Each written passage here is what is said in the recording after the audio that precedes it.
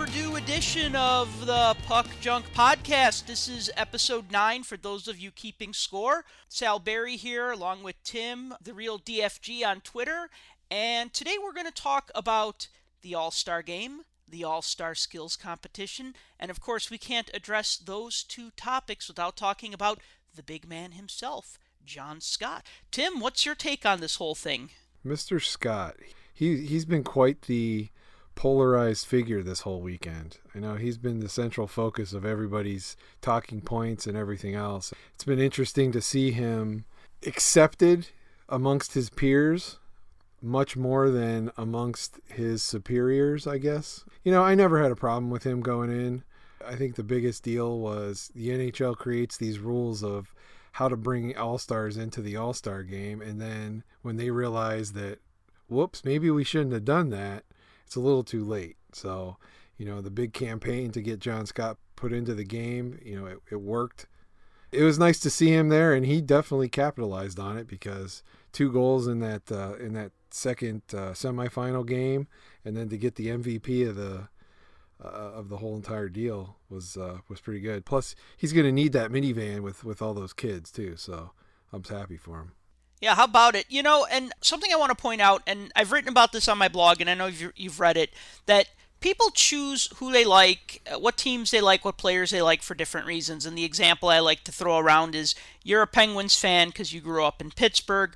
My sister was a Penguins fan, or is a Penguins fan, because when she was a little girl, she thought penguins were cute. So that was the team, not the Penguins players, but like just the animal penguins were cute. They are. They're adorable. But I had a roommate in college who was a Dallas Cowboys fan, and I said, oh, well, it's easy to like the Cowboys because they were winning all these Super Bowls. And he was like, no, when I was a kid, I just liked their helmets. They were shiny. And that was just a team that he stuck with. And so we pick our fandom for different reasons. So I find it resentful that the league would be like, oh, wait, no, you can't vote for John Scott. And I don't think it matters if we voted for him because we thought it would be hilarious to see a big, relatively slow player in the All-Star Game, or if we just liked him for who he was, or we just said, why not? Enforcers are a dying breed, and this guy's won almost all of the fights he's gotten into over that past 8 or 9 years. Like I said, they create these rules to put guys into the All-Star Game. They let fans vote. They let fans pick and choose who their fan pick is going to be, and they, however many percentage the players get, they end up, you know, being team captains or whatever.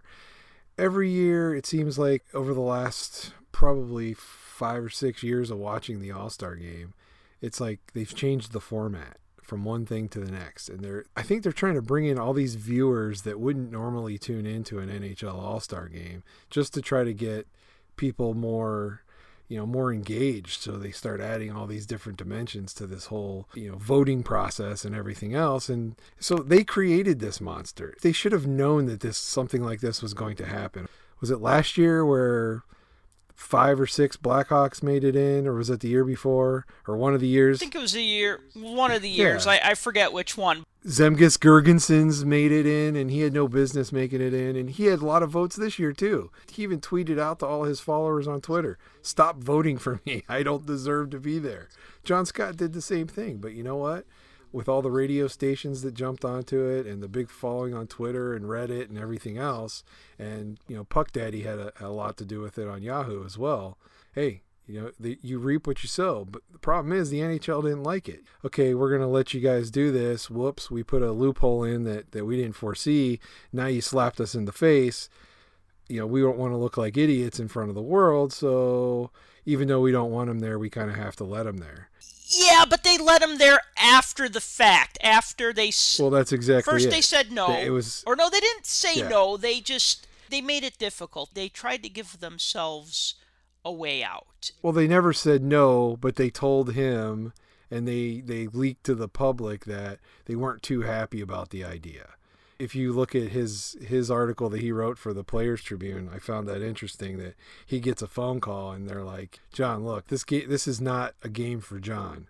You know, this is a game for other people." And you know what? You know, my answer to that is 2 middle fingers and you know, go away. Let me ask you this real quick. They said something to him, and I'm paraphrasing this, but they said something along the lines of, would your little girls be proud of this, or would your little girls be ashamed of this, or something like this? Now, you as a parent with two little boys, well, they're growing up, but with two boys, how do you take that? Well, I take it pretty much the same way he did.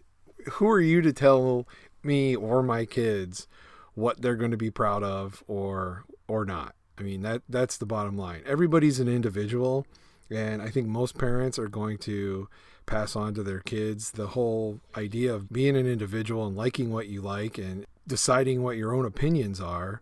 To have some big no-name, no-faced, I'm going to hide behind whatever my title is or my office is the NHL executive who said these things. Those are scare tactics. I think that's exactly what they are. They were scare tactics. They were things to throw in his face psychologically to say, hey, you need to really think about what you're doing. The long-term impact of this could be this or could be that. Did you see his kids? He has cute little girls. They're tiny. They don't know what's going on yet. They're going to look back on this later on and be able to watch the videos or hear the stories and everything and live through it that way. But they're really young at this point. So, honestly, they're sitting in the crowd watching the game, having a good time. Hey, look, my daddy's on the ice.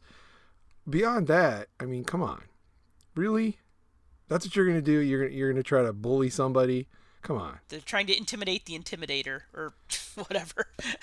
Well, yeah, he's 6'8", 260 pounds or whatever he is. Yeah, you're going to try to intimidate this guy who makes his living as basically an enforcer, or I should say made his living as an enforcer since they decided to, run him out of town.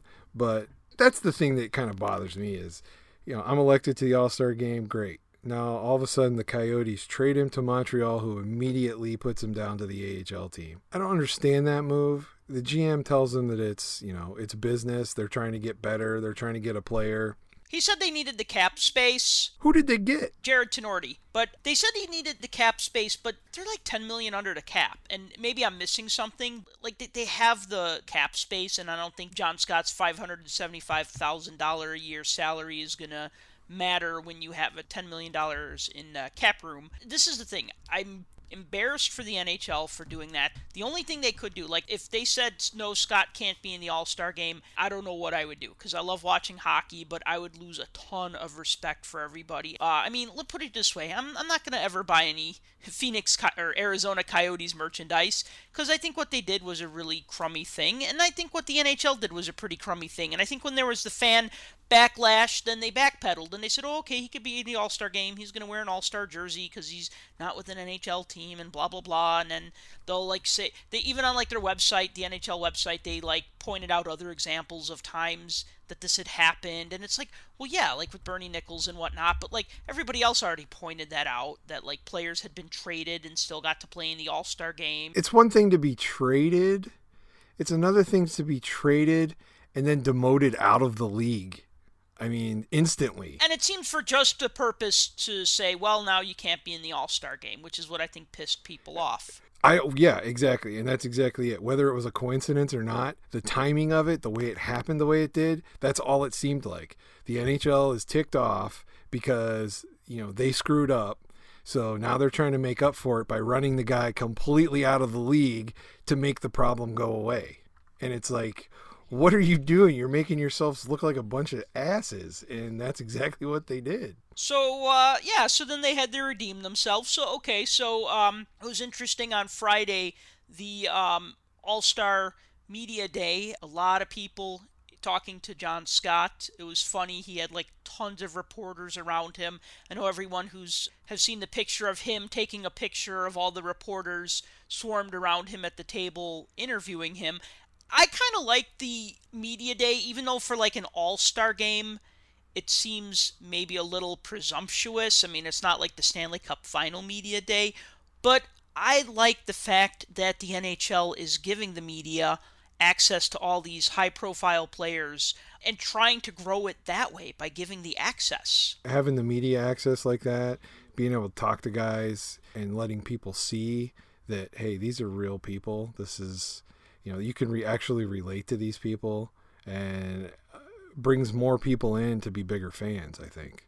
Yeah. So, I mean, I know you didn't see the media day, but it was a good thing. Just take my word for it. I think it was also nice because it gave the media a chance to talk to John Scott, like not in between periods or while he's getting ready, but a little time to think about it. But before the game or the weekend, the All-Star weekend really started. Did you watch the skills competition? I did. What's your take on that this year? That was very entertaining. I always like watching the skills competition because it's really where you get to see guys doing some things that they wouldn't normally do, and they have fun with it, and that's kind of what you want to see. You want to see these guys go out there and have fun and have a good time, and not be taking everything so seriously all the time. I mean, it's probably the only time, and from what I can see in most sports other than the baseball All-Star Game, it's the only time these guys who are normally mortal enemies out on the ice are now all best friends, and they're goofing around and having a good time, and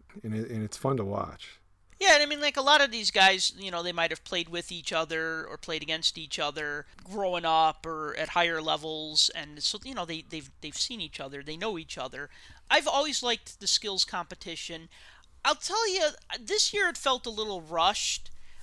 I haven't watched a skills competition in a little while. Honestly, I can't remember the last time I've watched one, and I think it was because I've lost interest for the most part in All-Star games. We'll talk about the game itself. This was definitely a revitalization of that, but I liked the skills competition. I liked I don't know what they called it, the breakaway challenge or whatever, where they were doing goofy stuff.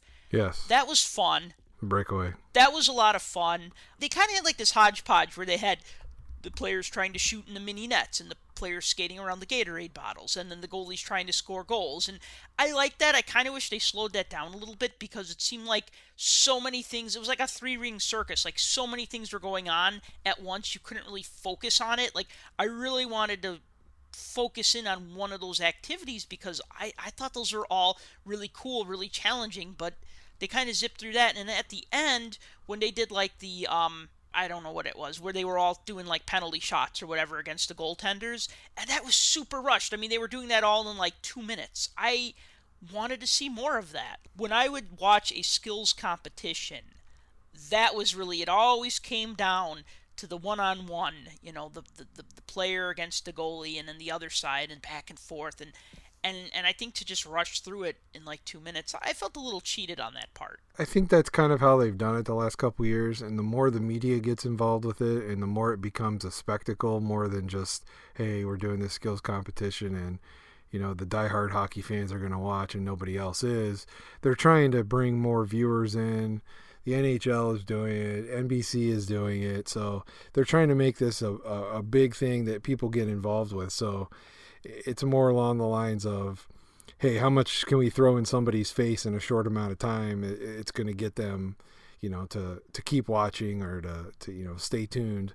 To me, it's still kind of fun to watch just because it's the friendly fire that goes back and forth with these guys that are normally on opposing sides, and now they have a chance to, compete together and do some things that may be outside of their element. I think that thing you were talking about where they do the different stuff, I actually like that. That's kind of fun to watch to me because the way those guys keep throwing those saucer passes over that rail into those small nets, it blows my mind. Absolutely blows my mind how pinpoint accurate they are with those shots.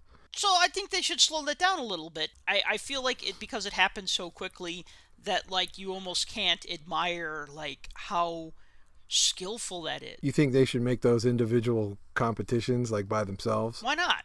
I felt like the skills competition was a little rushed, and I can understand because they're probably trying to go for that 2.5 hour time span. Right. But then again, this is for the fans. So, like, I mean, I grew up watching hockey games when they were like 3 hours long, and maybe sometimes it did get a little dreadful when the game's not over till 11 o'clock at night, and it's just because players used to be able to stall the face-offs and stuff like that. And so I like the fact that they sped up the game, but I think for something like this, they can afford to make it a little bit longer, and then they can have, more of that banter and that interview time and stuff like that. That I could do without. Or if they're going to do the interviews between things and talk with guys, the human element, it's great when they talk to guys about, their life and what they do and how they're enjoying the weekend, how they spend their time.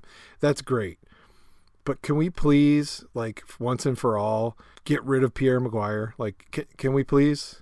Can we please? Now, why do you say that? He was the Penguins' assistant coach during their dynasty in the 90s. Why would you turn on Pierre now? Where's the off button? I'm going to click the off button right now on this podcast. I'm going to unplug this podcast. No, you cannot click me off. So you must answer this question. I'm not a Pierre fan. I never was a Pierre fan. I think Pierre is the only real Pierre fan. Let's put it that way. He asks these real easy questions that are almost dumb, like, so are you having a great time this weekend? What are they supposed to say? No, I wish I was on the beach. No, I hate Nashville. I hate country music. This place sucks.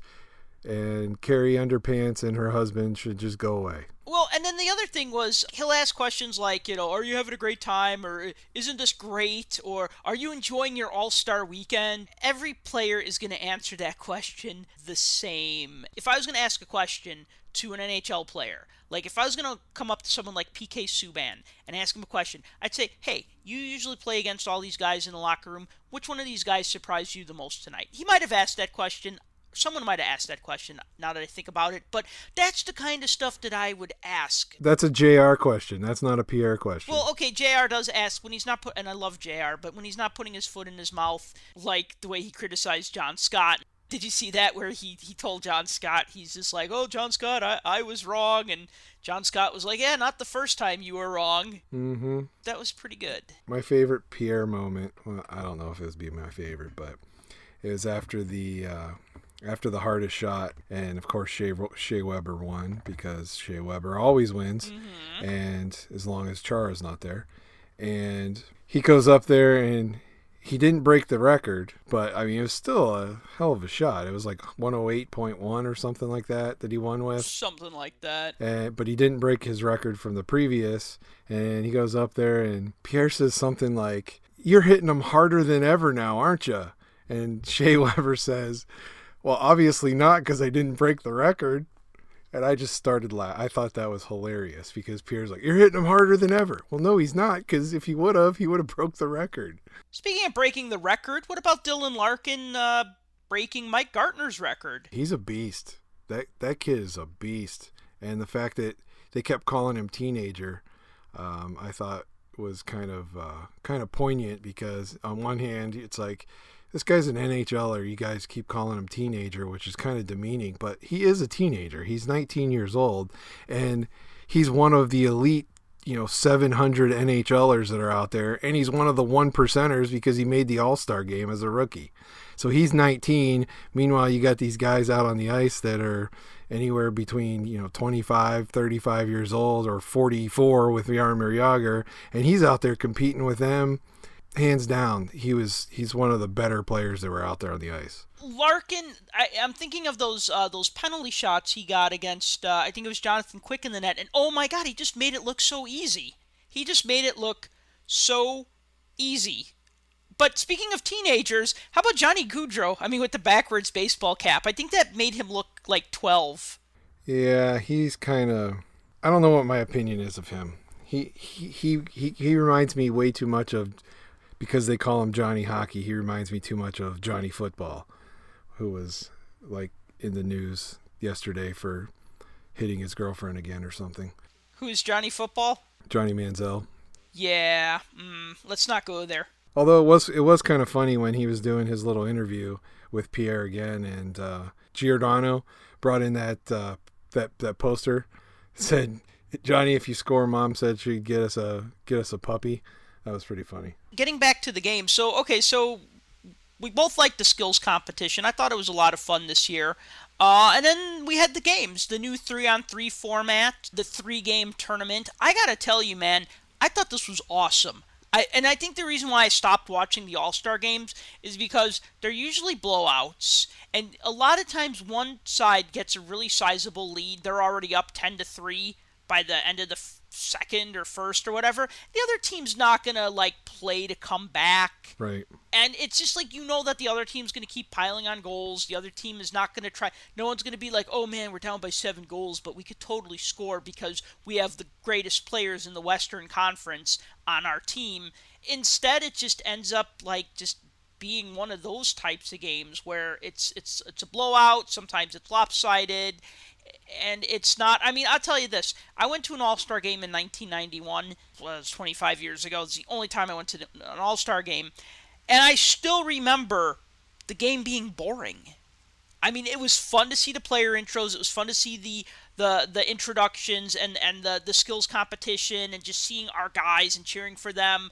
But the game itself, like, there was like nothing to it. And this actually had, not only was it wide open, but you had players back checking. You had goaltenders making amazing saves. That's kind of exactly what I thought. Going into this, seeing that it was going to be 3-on-3, and traditionally you go to an all-star game, and what do you expect? You expect to see all the best offensive players on the ice at the same time, peppering the goalies to death until every puck goes into the back of the net. And when they decided to do the 3-on-3 format with the open ice and have these guys out there skating, the first thing I thought in my head was 3-on-3, three of the best shooters on the ice at the same time, just firing away on these goalies.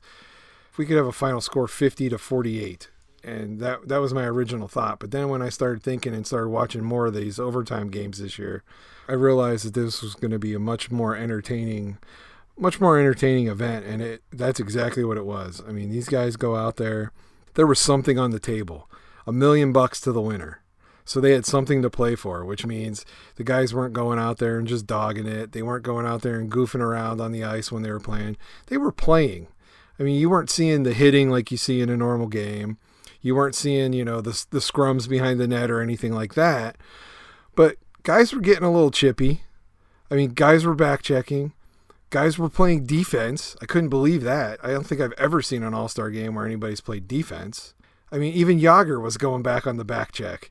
Jágr's never back checked in his life.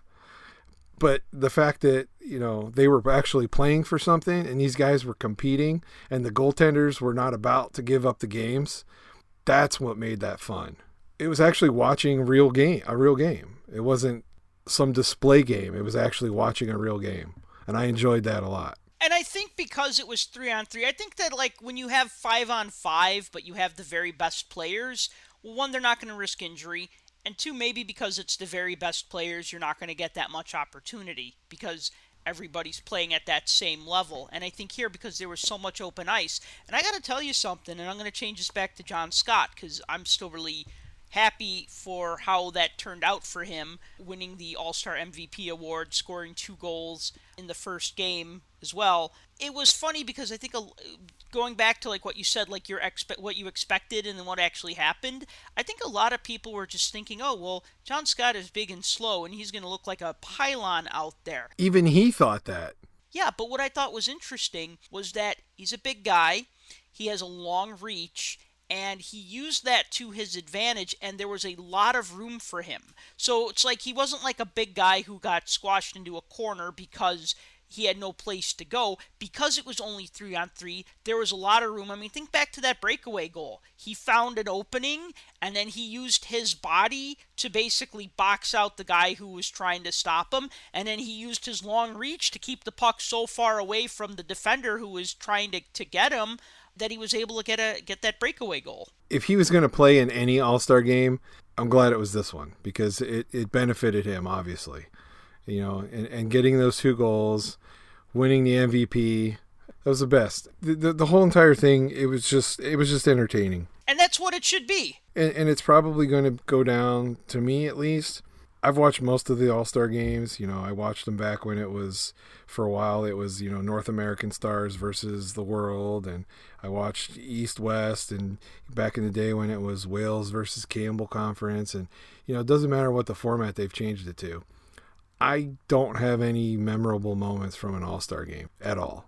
This game was pretty memorable, being able to watch it like that. I think they could have sped it up a little more. Like you said, they should have sped up the skills competition.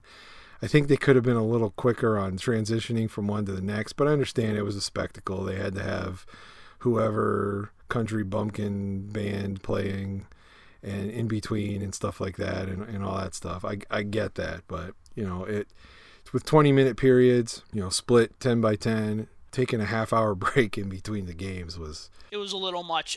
That's where they could have cut it down. And I also thought, I mean, they got to have commercials, so you got to have some downtime. But I could have done without the now we got to set up the stage, and now we're going to perform. Now we're going to tear down the stage. Now we're going to Zamboni the ice. Now we're going to bring out the other teams. And it's just like, yeah, I felt like that took a little too long. And so it lasted like almost 4 hours. Yeah, that was a long time. I saw in the guide it was supposed to go from 4 to 7, but when 6:30 hit and and the next game hadn't even started yet, I'm thinking, yeah, that's not going to happen. You got to admit that hit on Patrick Kane was pretty funny. The body check. Oh, yeah. Yeah, that was good. Oh, man, I got to change the subject to Mike Milbury. Oh, my God. Why do we ever have to change the subject to Mike Milbury? Unless we're talking about beating somebody with their own shoe, there's no reason to talk about Mike Milbury. He never actually hit the guy with his shoe. He just motioned like he was going to hit him, but he never actually... If you watch the video, he never makes contact with him. Oh, well. But the point is that up until today, I was probably the last person who would stand up for Mike Milbury because I agree with a lot of what he says, and I like the fact that the guy changes his opinion based on new information, where first he was like, oh, we can't take hitting out of the game, but now that he's aware of like all the data on concussions and stuff, he realizes that, okay, there needs to be some change. I totally respect him for that. But the fact was that he was just, like, all he did in pregame was just diss John Scott, and he was telling you, oh, Keith Jones, oh, just move this along, less to say about that, the better, nothing more to talk about here. And then after Scott put up those 2 goals, he was just like, like he didn't say anything about that. He's put in his place like he is almost every night that he's on TV. You probably don't pay attention as much as this, but he dogs Crosby all the time. And that's fine. I'll admit, he's probably lost a couple steps. The injuries that he's taken, that big bout he had with concussion, everything. I'm not making excuses for the guy. He's still one of the elite players in the league, but he gets dogged by Milbury anytime the Penguins are on NBC. And it's just ridiculous because he could go out there and score 4 goals in a period, and Milbury will still find things to complain about. And it's because he plays for the Penguins. Any guy that ever plays for Boston, God forbid anybody say anything bad about him. Well, Milbury's a blowhard. He likes to hear his own voice. And he's the villain. He has to be the villain. Every sports program that has a bunch of talking heads on it always has a villain. And that's him. He is the villain. He's the one that's put on there to tick people off and say things that are going to be controversial and make people get mad. He's that guy. So that's okay, right? I mean, you need that. If we were all in agreement all of the time, it'd be boring, right? It's one thing to be in agreement. It's another thing to sound like an asshat. That's what he does. He just likes to hear his own voice, and it drives me up the freaking wall. When you're not talking about something that he wants to talk about or that he thinks is important, or you've just proven him wrong, it's what he says to Keith. Oh, well, let's just stop talking about it. We don't want to beat this into the ground. Let's just move on. Come on, give me a break. So, getting back to the game. I love Mike Milbury, by the way, in case anybody was wondering. He's my favorite. So, what do you think? Should the NHL do this next year, 3-on-3? Yeah, it makes sense. If they don't change the overtime format and they keep 3-on-3 like they have for this year, I think that's been successful. I think there's no reason why they shouldn't leave that as part of the All-Star game. Although, you can pretty much guarantee they're going to change the All-Star voting and the method of voting. And I think they shouldn't do that because they had a story. They had something. People were interested about this. This was what everybody was talking about. And it's funny how Liam McHugh and everyone had to kind of like preface it with like, oh, a very non-traditional all-star selection. Like they had to address the elephant in the room. But that turned out okay. I actually thought it was funny that he got voted as the All-Star MVP, John Scott, because, he wasn't the only one to have 2 goals. I think Sedin also scored 2 goals in that first game. I was hoping for a hat trick because I wanted to see how many cowboy hats landed on the ice. That would have been fun. So what I would like to see is, I'd like to see the same 3-on-3 format where you have the different divisions play against each other. I thought that was a lot of fun. I thought 3 20-minute games was more entertaining than 1 60-minute game. But I think that they should continue to keep the voting up and just say, hey, vote for whoever you want. Don't even call it an all-star game. Just call it like the 3-on-3 classic. Like you have a winter classic and a stadium series.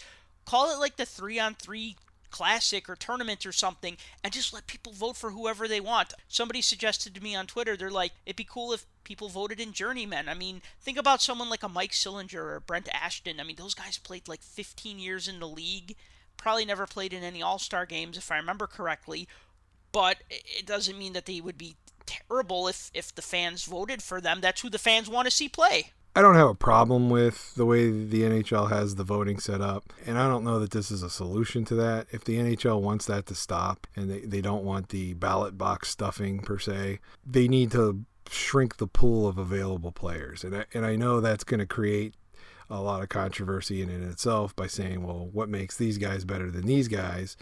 But does everybody want to see John Scott play, or does everybody see Ovechkin play, or Crosby play, or George Laraque instead of one of those guys, that kind of thing. Not that he plays anymore, but I'm just saying they're going to do something. They're going to mess with it. They're going to tweak it. They're going to change the rules somehow just because of this event, because this was such a black eye on their PR that there's no way it's going to happen the same way next year.